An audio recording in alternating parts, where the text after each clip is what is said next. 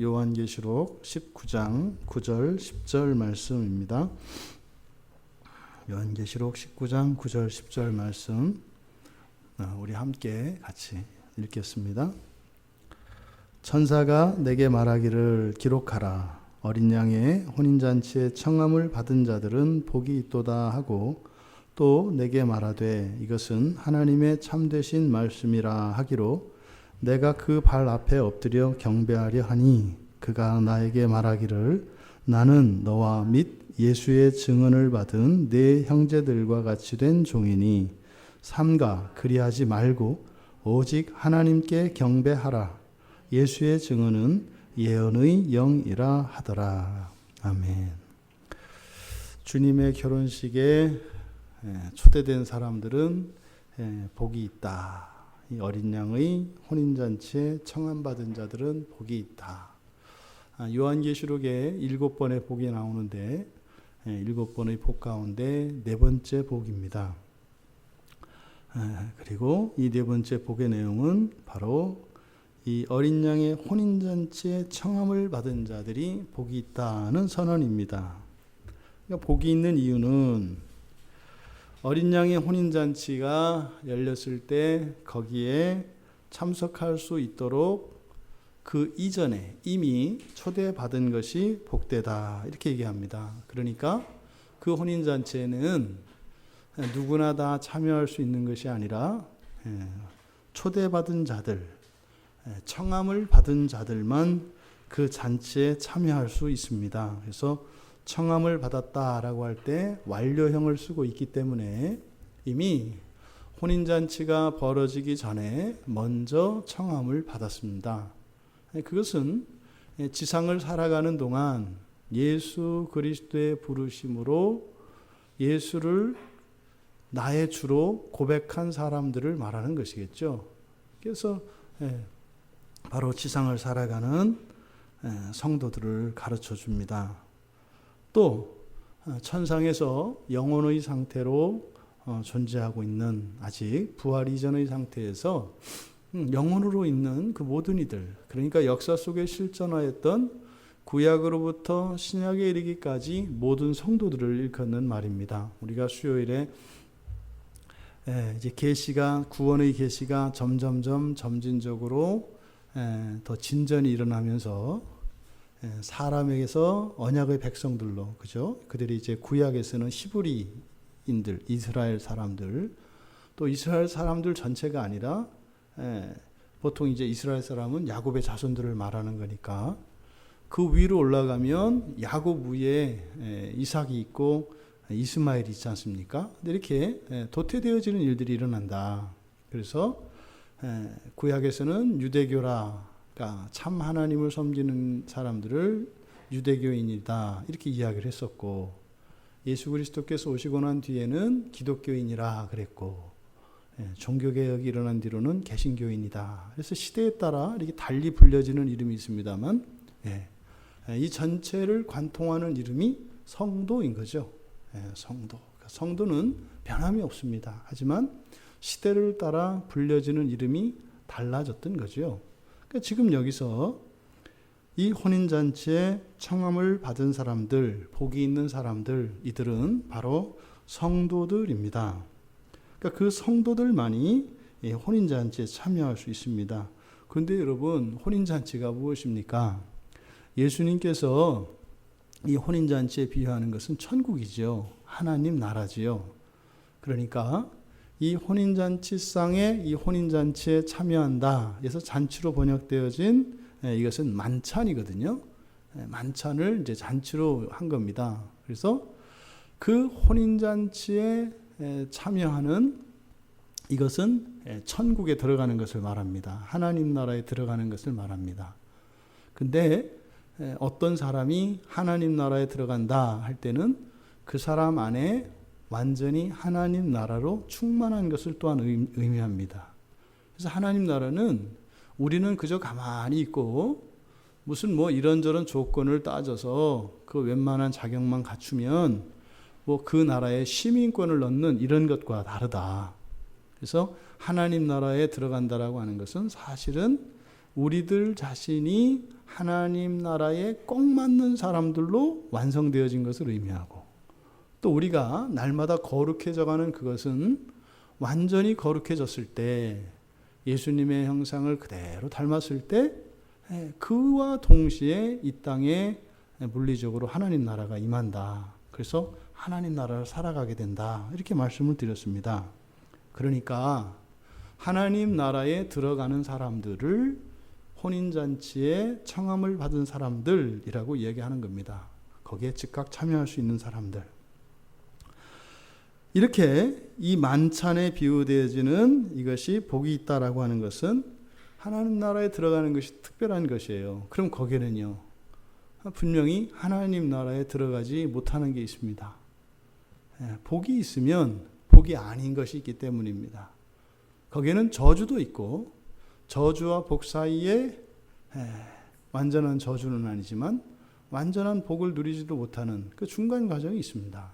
하지만 혼인잔치가 열렸다라고 하는 것은 하나님 나라가 열린 것이고, 또 지금 우리가 살펴보고 있는 요한계시록 19장의 그 문맥에서 앞에 바벨론 성이 이제 심판을 받았기 때문에 사실은 이제 돌이킬 수 있는 기회가 없습니다. 그래서 여기서 청함을 받은 자다라고 하는 것은 종말론적으로 완성되어진 성도들을 일컫는 것이겠죠. 그리고 나서 지금 이것은 하나님의 참되신 말씀이라 강조하는 거죠. 앞에서 이 혼인잔치에 청함을 받은 것이 복되다라고 선언을 하고, 이거 진짜다 이렇게 얘기를 하는 겁니다. 이거 진짜다. 하나님의 말씀은 그 말씀으로 진리인 걸요. 천사를 통해서 말씀을 주셨습니다만, 이 천사는 하나님이 부리시는 천사이기 때문에 자신의 말을 하지 않습니다. 하나님의 뜻을 전합니다. 그러니 천사가 말한 것은 곧 하나님께서 이 천사에게 하도록 주신 명령인 것이지요. 그러니까 그것이 진리입니다. 그런데 이것이 하나님의 참되신 말씀이다 라고 하는 것은 강조하는 겁니다. 왜 이렇게 강조했을까요? 지금 우리말 성경에는 그냥 하나님의 참되신 말씀이라 이렇게 되어 있습니다만, 원문에서는 특이하게 이 말씀을 복수형으로 만들었습니다. 그러니까 참된 말씀들이다 이렇게 되어 있어요. 참된 말씀들이다. 하나님의 말씀은 하나인데 이거를 왜 말씀들이라고 했을까요? 이것은 바로 앞에서 어린 양의 혼인잔치에 청함을 받은 자들을 염두에 두고 있습니다.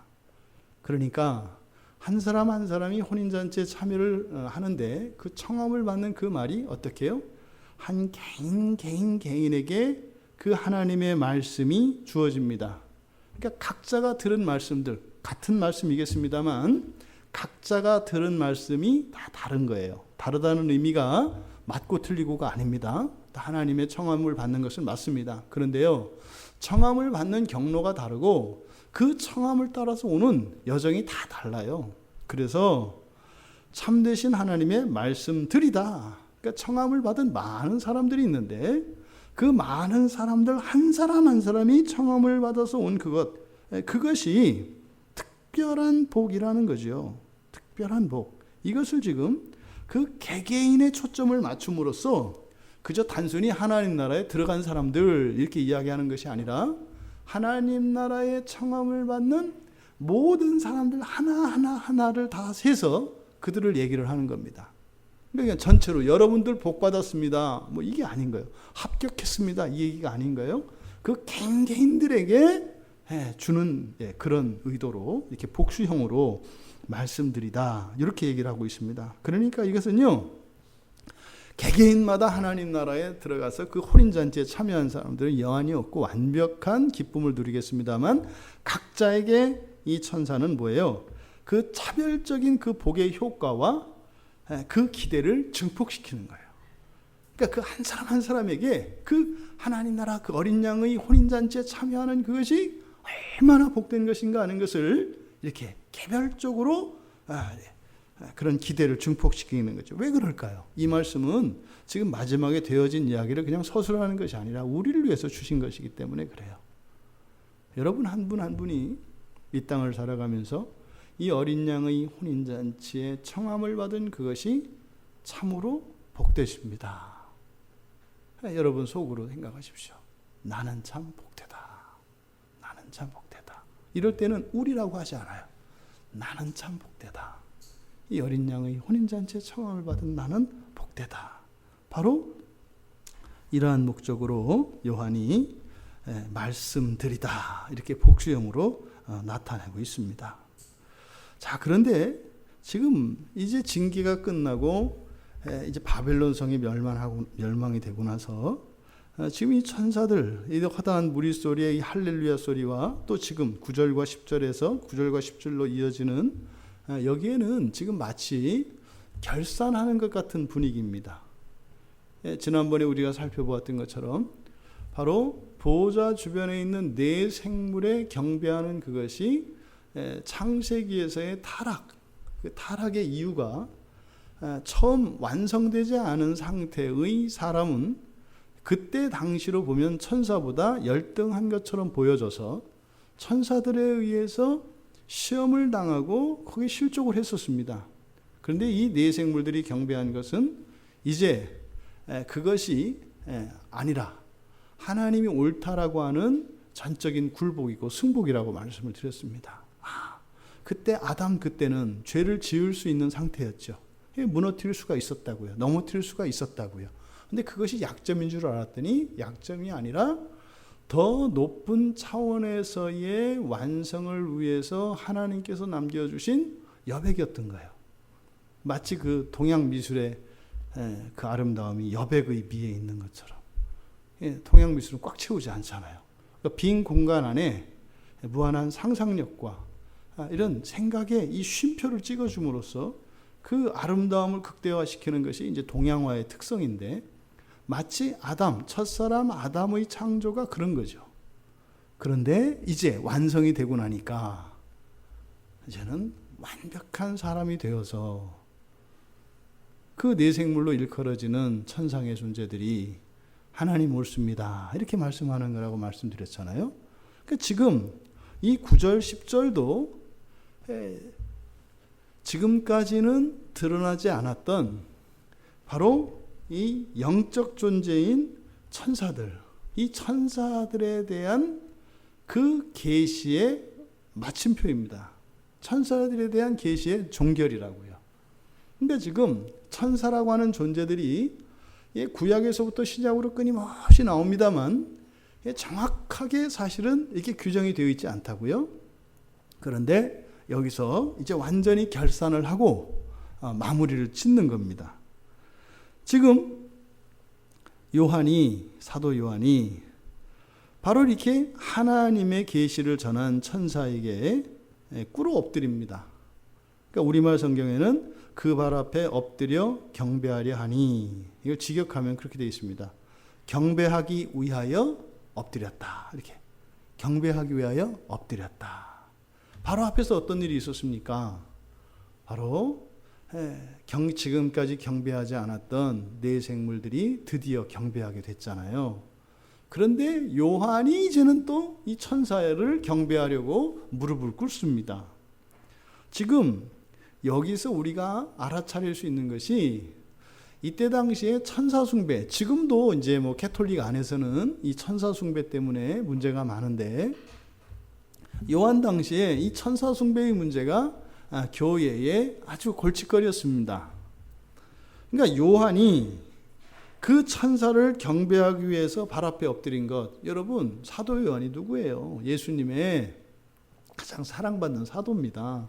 아마 요한은 실제로 그때 당시에 초대교회 당시에 천사 숭배 사상이 만연해 있었기 때문에 그것이 잘못됐다는 것을 가르쳤던 사람이에요. 그것을 꾸짖었던 사람이에요. 그런데 그런 요한이 지금 어떻게 하고 있어요? 천사를 경배하기 위해서 무릎 꿇고 있어요. 그러니까 요한이 그것을 가르치긴 했습니다만 천사 숭배는 잘못된 거다. 그건 마귀의 지식이다. 이렇게 가르쳤습니다만 이 천사는 좀 특별한 천사이니까 또 여기는 꿇어야 된다는 이런 마음이 있었던 거죠. 그러니까 사실은 요한의 이 지식 안에, 천사에 대한 이 지식 안에 완전히 해결되지는 않은 게 있었던 거예요. 그래서 어떻게 해요? 천사에 대한 오해가 요한에게도 있었던 거죠. 그러니까 천사에게 무릎을 꿇습니다. 여러분들이 집에서 키우는 그 애완동물을 아무리 이쁘다고 여러분들이 그 앞에서 무릎을 꿇지는 않잖아요. 네? 아무리 그래도 무릎 꿇은 것은 뭐 사고 쳐가지고 뭐 또 뒤치다거리 할 때 무릎 꿇겠지. 그 뭐 경배하려고 무릎 꿇지는 않잖아요.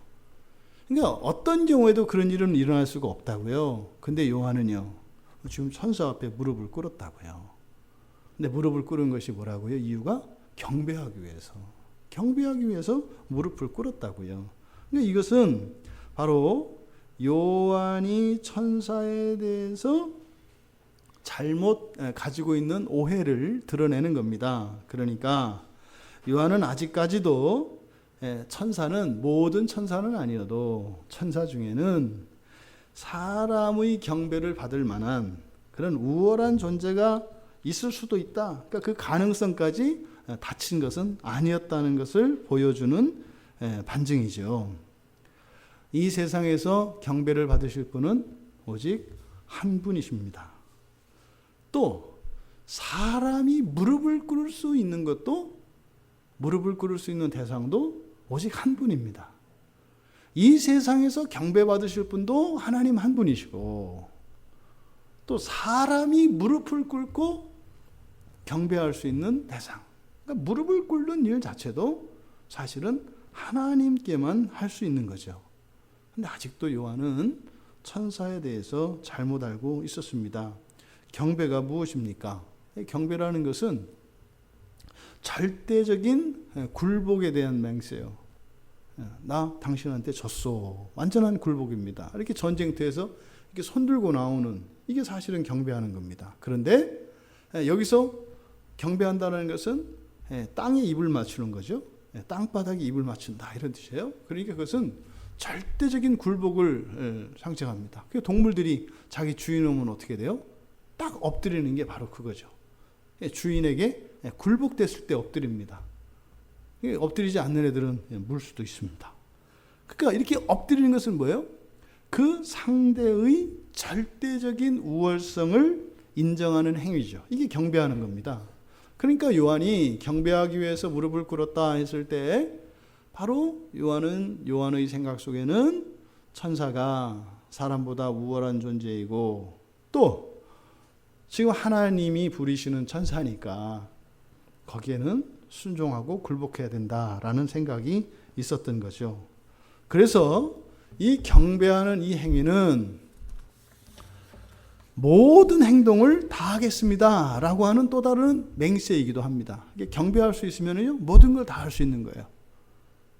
내 생명을 달라면 생명을 드리고, 어떤 명령을 내리시면 그 명령에 따르겠습니다 라고 하는 행위입니다.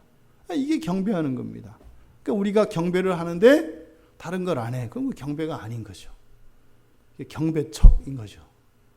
경배하면은 뭐든지 다 하는 거예요. 경배했다고 하는데 쭉 설명해 보시고 내가 이해가 되면 하겠습니다. 그거는 이해의 문제거나 순종 이런 문제가 아니라 아직 경배를 안 하고 있는 거죠. 경배를 안 하고 있는 거예요. 그러니까 아직 계산이 안 끝난 겁니다, 사실상. 그러면요, 여전히 시험 가운데 노출되어 있습니다. 내 생물이 경배하고 나서야 끝난다니까요. 우리도 마찬가지입니다. 우리도 경배하고 나서야 이것이 모든 게 맞춰지는 거예요. 그 천사가 이야기합니다. 그렇게 했더니 그가 나에게 말하기를, 천사가 요한에게 말합니다. 나는 너와 및 예수의 증언을 받은 내 형제들과 같은 종이다. 지금 자신의 정체성을 이야기해요. 이게 지금 굉장히 놀라운 계시입니다. 천사에 대한 이게 마침표예요. 천사가 뭔지, 천사라고 하는 존재가 뭔지를 딱 얘기하는. 그런데 여기도 보면 약간 그 천사의 자존심이 아직도 남아 있어요. 그동안 이게 사람 위에서 이렇게 살아왔던 이게 있기 때문에 이게 못된 습성이 있어가지고 틀린 얘기는 아닌데 약간 가져 있어요. 지금 특별히 9절과 10절에서 이 소유격이 아주 재미있게 나와 있습니다. 이 소유격에 이중적인 의미가 있거든요. 뒤에 있는 것을 주체로 볼 수도 있고 객체로도 볼 수 있고, 이 소유격이 굉장히 아주 이렇게 묵상하기에 아주 풍부한 묵상을 하게 하는데, 천사가 말을 하는데 이 소유격을 써서 말해요. 그러니까 뭐예요? 애매한 거예요. 그러니까 말을 하긴 하는데 이게 명확하지는 않아요. 근데 뭐라 그랬어요? 예수의 증언을 받은 네 형제들과 같이 된 종이니, 우리말로는 같이 된 종 이렇게 되어 있습니다. 그러니까 이 같이 된 종이라고 하는 것은 그냥 동료종이라는 뜻이에요. 동료종. 이게 이제 마태복음 이제 18절에서 빚을 탕감받고 1만 달란트 탕감받은 종이 가서 다른 종의 그 100달란트 용서 안 해주잖아요. 그때 똑같은 종, 그 동료 종을 가리키는 거거든요. 그러니까 여기서 같이 된 종이라고 하는 것은 동료 종 이렇게 얘기하는 거예요. 동료 종이다. 그러니까 동료 종이다. 여러분, 요한은 지금까지 천사를 어떤 존재로 알았어요? 완전히 우월한 존재로 알았다고요. 근데 너하고 같아 이렇게 얘기하는 거거든요. 근데 그거를 딱 그렇게 얘기하지 않고 애매하게 얘기해요. 너와 너의 형제들과 동료 종이야. 여러분, 천사가 얘기할 때 자기의 최대치를 말했을까요? 자기의 최소치를 말했을까요? 자기의 최대치를 말했겠죠. 왜? 그동안 자기가 신처럼 행세해왔는데, 그러니까 사실은 안 내려갈 수 없어요. 안 내려갈 수 없는 고선, 그게 뭐예요? 사실은 자기의 최대치를 말한 거죠. 그러니까 천사들의 최대치는 뭐예요? 우리와 동료 정도예요. 어떤 의미에서? 그냥 똑같다고 안 해요. 또 같이 된 형제요 이렇게 안 해요. 형제라고 안 하고 같이 된 뭐다? 종이다. 그러니까 동료 종이다 이렇게 얘기를 해요. 그러니까 사람은 하나님에게 여러 신분을 가져요. 하나님을 섬긴다는 의미에서 사람은 하나님의 종이죠. 근데 문제는 우리가 종이기만 한 게 아니에요. 우리는 또 뭐예요? 하나님의 자녀이기도 하고요. 친구이기도 하고요. 예수님과는 형제이기도 하고요. 근데 천사는 뭐예요? 그 얘기 다 빼고 딱 하나예요. 그래도 네가 나한테 절할 필요는 없지만 나도 사실은 그 하나는 너하고 같아. 이렇게 얘기를 하는 거예요. 나도 한 가지는 너하고 같아. 이게 뭐라는 거예요? 종으로서는 같아. 거짓말한 건 아니다 이 말이에요. 그래서 애매하게 말했다고 하는 거예요. 최대치. 나머지는요 다 낮아요. 그러니까 하나님 앞에서 섬긴다고 하는 부분, 다시 말해서 하나님의 피조물이라는 점에 있어서는, 그리고 인격적인 존재라는 점에 있어서는 사람과 같아요. 성도와 같아요. 그래서 지금 같이 된 종이니라고 이야기를 한다고요. 그것을 강조하기 위해서 너라고 안 하고 너와 너의 형제들. 그러니까 마치 보세요. 너와 너의 형제들과 같이 된 종이니, 너와 너의 형제들과 같이 된 형제니라고 하지 않고 너와 너의 형제들과 같이 된 종이니. 그러니까 형제들을 거론을 했는데 사실은 자신의 신분은 뭐예요? 종이에요, 종. 종이라고요. 그러니까 천사는 단지 뭐예요? 섬기기 위하여 지음을 받은 자 아니라 종으로 지음을 받았어요. 그러니까 하나님을 섬긴다는 점에 있어서는 같다. 이렇게 얘기를 한 겁니다. 그리고 여기에 사용된 종이 둘로스예요. 둘로스는 완전한 노예를 말하죠. 주권이 없어요, 둘로스는. 근데 사람에게는 주권이 있습니다. 우리는 주권을 가지고 우리의 자유로 하나님의 종된 자들이에요. 근데 이 천사들에게는 선택의 여지가 없어요. 그러니까 우리는 사실 아담 이후에 타락한 인간이 살아가는, 그리고 이 성화의 과정에서 하나님의 형상을 닮아가는 그 마지막 최종적인 것은 사실은 뭐예요? 우리의 자유의지의 완성. 그 자유의지의 완성이라는 것은 하나님의 그 주권과 완전히 합치되어지는 우리의 자유의지. 그렇게 되려면 그것의 핵심은 뭐라고요? 지식이라고 그랬다고요. 그러니까 우리는 우리의 자유로 종된 자들이지만 천사라고 하는 존재는 둘로스로서 존재 자체가 종으로 지음받은 존재라는 것을 다 얘기합니다. 근데 문장이 정확하지가 않아요. 근데 이제 우리는 그거를 알아채는 거죠. 그러니까 여기서 이 천사들은 하나님의 완전한 노예입니다. 하지만 그것을 종이고 노예라는 점에 있어서는 같습니다만 우리에게는 자유의지가 있다고 하는 큰 차이점이 있죠. 그런데 여기에 보면 너와 내 형제들인데 형제들을 수식하고 있는 것이 예수의 증언을 받은 형제들 이렇게 얘기해요. 예수의 증언을 받은 형제들. 여기 이제 재밌습니다. 예수의 증언, 예수의 증언을 받은 사람들, 형제들이라는 뜻인데, 그러면 예수의 증언했을 때 이 예수가 주체가 될 수도 있고 객체가 될 수도 있어요. 소유교에서 항상 그렇습니다. A의 B 그랬을 때는 A가 B 한다 이렇게 해석할 수도 있고, 그러니까 A를 비한다 이렇게 해석할 수도 있어요. 그러니까 이거는 어느 게 맞다라고 못해요. 이게 소유격이 가지고 있는 이중성입니다. 그래서 이 소유격을 사용할 때는 한 문장을 한 구를 가지고 아주 풍부한 의미들을 다 나타냅니다. 그러니까 둘 다 맞는 거예요. 어느 게 틀리다고 할 수 없어요. 이거다 이렇게 고정지을 수는 없다고요. 그럴 때 소유격을 써요. 그러니까 풍부한 의미를 나타내긴 합니다만 또 의미가 불명확할 수도 있어요. 그러니까 이게 주체의 소유격이냐 객체의 소유격이냐 뭐 이래서 이 소유격에 문법적인 의미들이 많은데 가장 대표적인 것이 주체와 객체예요. 그러면 예수님의 증언이라고 했을 때 그러니까 예수님이 증언하셨다 이렇게 할 수도 있고, 또 증언을 했는데 누구를 증언했다? 예수를 증언했다 이렇게 할 수도 있단 말이에요. 그러면 예수의 증언을 받은이라고 했는데 에코라고 하는 가지고 있다라고 하는 동사가 쓰이고 있어요. 그러니까 예수의 증언을 가지고 있는 내 형제들이에요. 그러니까 이건 무슨 말이에요? 내 형제들이, 그러니까 예수를 증언하는, 증거하는 내 형제들 이렇게 될 수도 있고, 또 예수님이 증언하는 내 형제들 이렇게 할 수도 있다 이 말이에요. 여기서 이 증언이라고 하는 것은 증거라고도 쓰이고 증인으로도 쓰이는 그런 단어입니다. 그러니까 예수의 증언을 가지고 있는 내 형제들 그랬을 때 예수님을 증언하는 내 형제들 이런 의미가 있겠고, 또 하나는 예수님이 증언하는 형제들. 그럼 여러분 예수님이 증언한다는 것은 무슨 말이에요?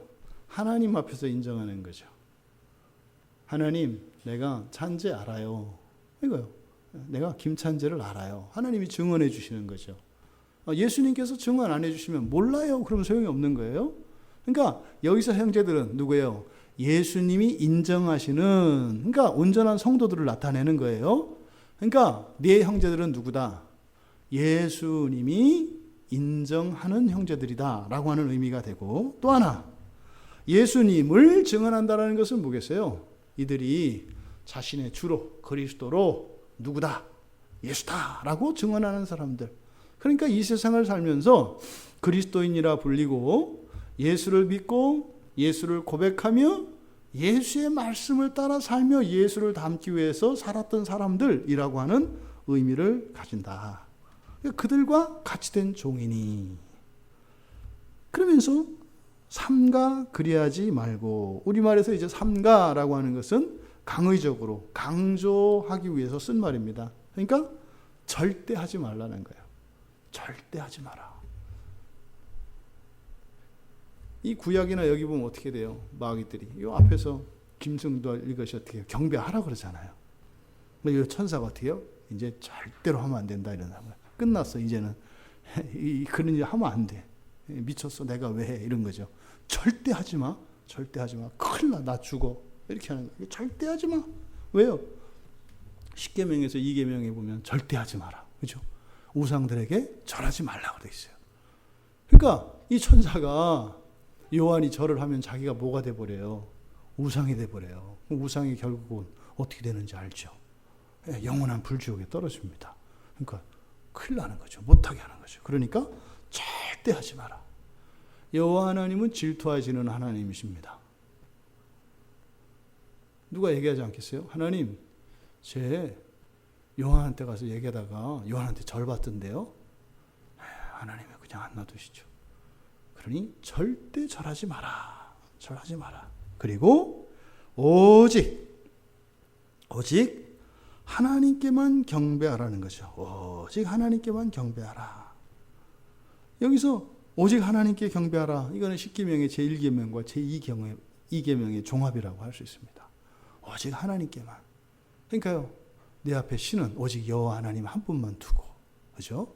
경배하는 것도 오직 여호와 하나님 한 분께만 해라. 나 이거 얼토당토하는 생각이니까 아예 그런 생각도 하지 마라. 그 뒤이어지는 내용, 오직 하나님께 경배하라. 그리고 예수의 증언, 요 사이에는 가르, 왜냐하면이라고 하는 접속사가 빠져 있어요. 그러니까 하나님께만 경배해야 돼. 왜냐하면 말이지, 이렇게 얘기하는 거예요. 그러니까 뒤에 있는 내용은 하나님께만 경배해야 되는 이유를 설명합니다. 이게 좀 복잡해요. 왜냐하면 예수의 증언은 예언의 영이기 때문이야. 이렇게 말하는 거예요. 바로 앞에서 뭐라고 그랬어요? 너나 너의 형제들 전부 다 뭐 한 사람들이에요? 예수의 증언을 가지고 있는 사람들이죠. 예수의 증언을 가지고 있는 사람들이잖아요. 근데 그것이 나에게 절하면 안 되고 오직 하나님께만 절을 해야 되는 이유라고 말을 한 거예요. 그런데 그 예수의 증언이 무엇이길래 예수의 증언을 가진 사람들은 오직 하나님께만 경배해야 하는가? 그것을 설명하고 있어요. 왜 그렇다? 예언의 영이기 때문에 그렇다. 또 소유격이에요. 그러니까 이게 지금 아주 소유격을 통해서 아주 재미있는 본문입니다. 예, 물론 거룩한 재미입니다. 예, 이렇게 그럼 예언의 영이다. 예수의 증언은 예언의 영이다. 이렇게 얘기를 하는 거예요. 그러면 여기서 영이라고 하는 것은 영혼, 푸뉴마에 대한 번역입니다. 그러니까 푸뉴마는 사람을 나타내기도 해요. 사람에게서 영혼과 육체로 따질 때는 영혼을 가리킵니다만 또 사람을 그냥 영혼이라고도 해요. 우리가 그러잖아요. 여러분 한 영혼을 위해서 기도하십시오. 이렇게 할 때 그 영혼이라고 할 때는 사실은 거듭난 사람들 또 구원받아야 될 대상으로서의 사람을 우리가 영혼이라고 이야기합니다. 그러니까 여기에서 예수의 증언은 예언의 영이다라고 했을 때 이 영이라고 하는 의미는 사람을 의미한다고 볼 수 있습니다. 그러면 여기서 그러면 이 영혼, 영으로 되어 있는 이 영혼 또는 사람의 의미를 가지고 있는, 그러니까 지금 이 예언이, 그러니까 예언의 영이다라고 하는 것은 바로 뭐예요? 이 예언이 가리키는 영혼, 이런 뜻이죠. 예언이 가리키는 영혼. 이 예언은 뭐겠어요? 구약으로부터 계속되어진 또 예수님으로부터 말씀되어진 이것을 예언이라고 합니다. 예언은 성경에서 첫 번째로 이 예언이 의미하는 바는 성령의 은사, 성령의 은사 가운데 하나가 예언입니다. 로마서 12장 6절과 고린도전서 12장 10절에 성령의 은사로서 예언이 성경에 사용됩니다. 근데 이 예언이라고 하는 것은 고린도전서 14장 22절에 보면 믿는 자들을 위한 것입니다. 그러니까 예언은 앞일을 이야기하는 것이 포커스가 아니에요. 미래의 일이냐 뭐냐 이게 중요한 게 아니에요. 중요한 것은 바로 뭐예요? 신자들을 위한 거라는 거예요. 다시 말해서 이 예언은 믿음과 관련되어 있어요. 그러니까 하나님의 사람들을 세우기 위한 거예요. 예를 들어서 내일 당신에게 이런 일이 일어날 것입니다 라고 하는 이것이 구원과 관계되어진 것이 아니면 성경에서 말하는 예언이 아니에요. 그거는 뭐예요? 점치는 거예요. 미래의 운이나 어떠한 일들을 구원과 관계없이 하는 것은 이것은 불에 태워 죽어야 되는 점치는 행위입니다. 그런데 구원과 관련되어진 이런 거 있을 수 있어요. 성경에서도 데살로니가전서 5장 20절에 보면은 예언을 가볍게 멸시하지 말라 그래요. 그러니까 우리가 가끔 대놓고 얘기할 건 아닙니다만 꿈을 꿨는데 꿈을 해몽하는 일들이 일어나잖아요. 근데 그 꿈이 뭐예요? 이게 복권이 맞냐 안 맞냐 이런 것이 아니라 어떤 사람의 신앙과 관련하여 해석이 되어질 때가 있어요. 그런 것들을 절대시할 것도 아니지만 아주 아니야라고 하지도 말라는 것이 성경의 가르침이에요. 또 여러분들이 기도하다 보면 생각이 날 때가 있거든요. 누군가가 떠오르고 누군가를 위해서 이렇게 가슴을 치면서 기도하고 그 사람, 그 갇혀있는 영혼이 이렇게 막 불쌍히 여겨지고 긍휼히 여겨지는 그럴 때가 있어요. 그러면서 어떻게 해요? 요즘에 일어나는 그 사람의 행동과 주변 환경들 이런 것이 나름대로 해석이 되어지고 어떤 의미가 부여된다고요. 이런 것들이 예언입니다. 집사님 그만해.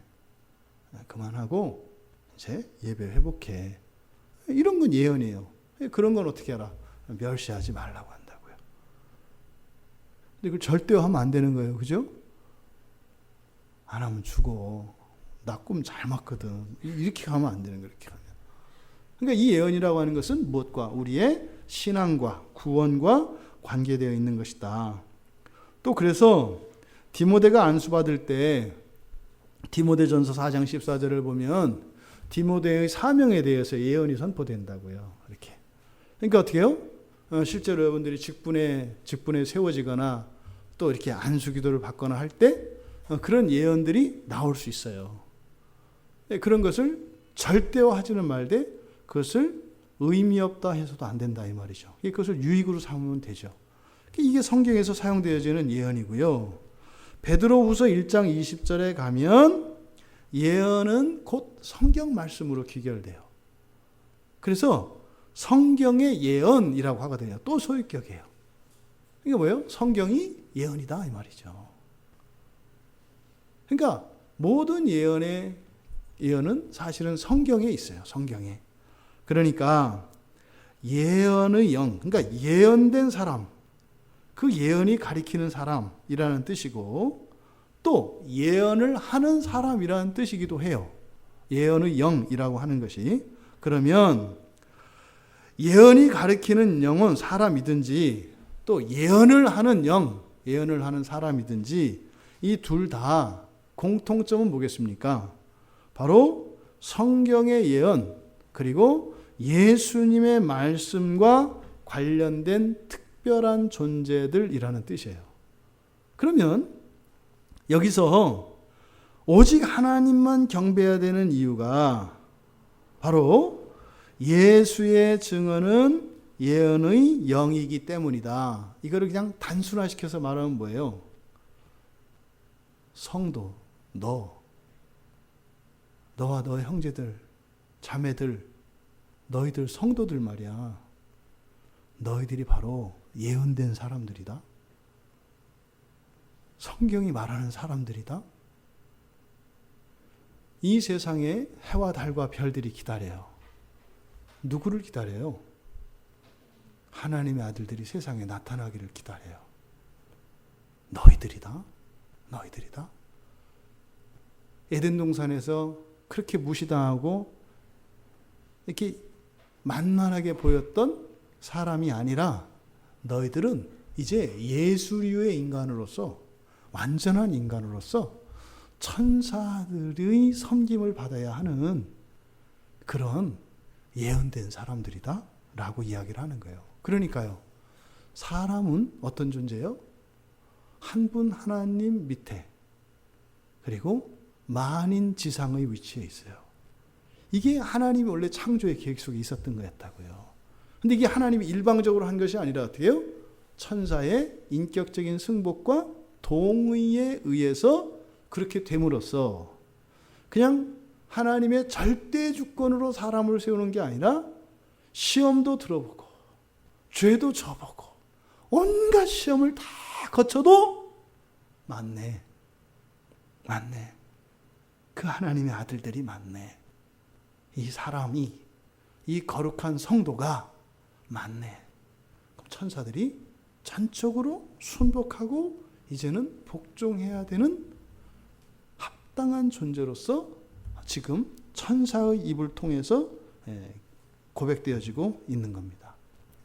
지금 이 9절과 10절에서 일어나는 것은 말도 많고 탈도 많았던 천사와 사람의 이 자리다툼이 종결되는 장면입니다. 천사가 어떻게 해요? 약간은 자존심이 아직도 좀 성질이 남아있어서 완벽히 굽히고 있지는 않습니다만 무릎 꿇는 장면입니다. 사실은 천사가 해야 될 말은 뭐겠어요? 아직 완성은 되지 않았습니다. 하나님 나라가 임하지 않았기 때문에. 사실은 어떻게 되는 거예요? 뭐 이렇게 영의정이 딱 왔는데 왕세자가 이렇게 딱 절하려고 하니까 어떻게 하는 거예요?